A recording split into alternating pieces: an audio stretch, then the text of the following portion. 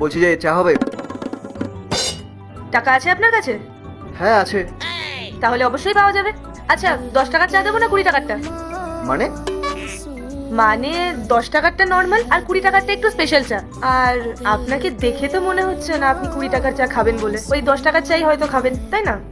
10 টাকার চা কেন খাবো? আমাকে ওই 20 টাকা চাটা দাও। আচ্ছা ঠিক আছে, দাঁড়ান দিচ্ছি। এই নিন।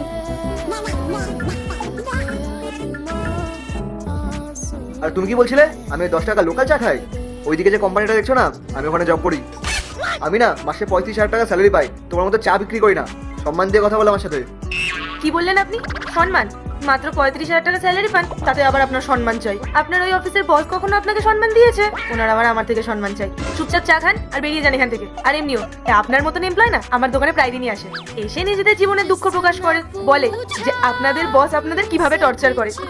আর শুনুন, আমার দোকানে না কোনো বস নেই, এখানে আমি লেডি বস। আর হ্যাঁ, কি যেন বেশ বলছিলেন আপনি? আপনি মাসে 35,000 টাকা স্যালারি পান, তাই না?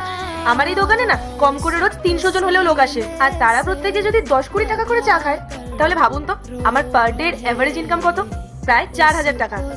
আর হ্যাঁ, আমার দোকানে না কিছু কিছু মানুষ নিজেদের টেনশন নিয়েও আসে, আর চা ছাড়াও তো অনেক কিছুই খায়। আপনি জানেন দিনে তো 25-30 প্যাকেট আমার এমনি বিক্রি হয়ে যায়, তাহলে ওই 8-9 হাজার টাকা মতো প্রফিট হয় আমার। তাতে সব খরচা বাদ দিয়ে 5,000 টাকা মতন আমার কাছে থাকে।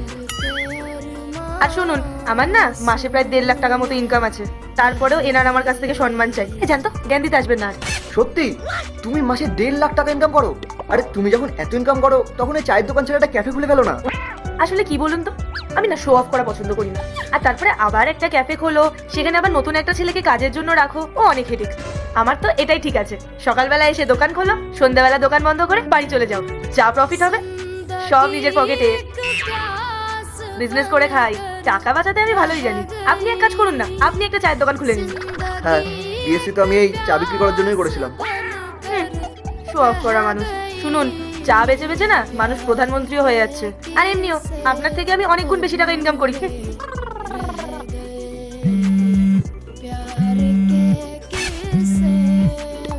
হ্যাঁ স্যার। হ্যাঁ স্যার, আমি তো একটু 2 মিনিট একটু বাড়ির দোকানে চা খেতে এসেছিলাম। হ্যাঁ স্যার, আমি এখনই আসি। ওকে স্যার, ওকে। হ্যাঁ ওকে। ওয়ে, আমার টাকাটা তো দিয়ে যান। আরে হ্যাঁ হ্যাঁ দিচ্ছি। আমি কি কোথাও পালিয়ে যাচ্ছি নাকি? বসের ফোন এসেছিল তাই। এই একটু চা চাইছে, একে একটু চা দাও। ওরে মাথা মোটা লোক, ও চা খায় না, বিস্কুট খায়। হ্যাঁ তো যেটা খাই সেটাই দাও।